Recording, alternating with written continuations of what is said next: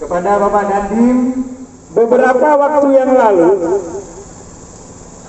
pada waktu itu Presiden Prancis Maona, ya Marcona.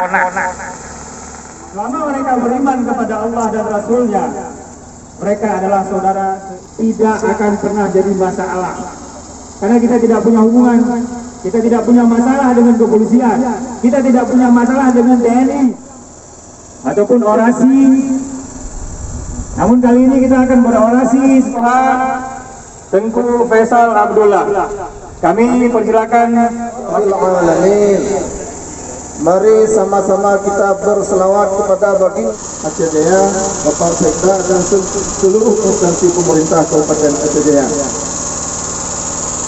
dan seluruh para hadirin oleh Abu Said Mahzar barusan, yang bahwa secara belak-belakan, secara terang-terangan oleh orang non-muslim yang membuat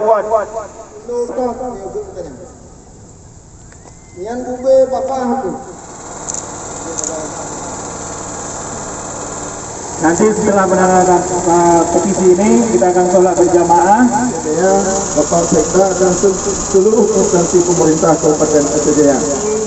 Beliau ini akan kita ajak keliling Kota Calang berkonvoi bersama. Sekalian biar beliau juga merasakan bapak-bapak yang lain. Kita foto dari Presiden Prancis.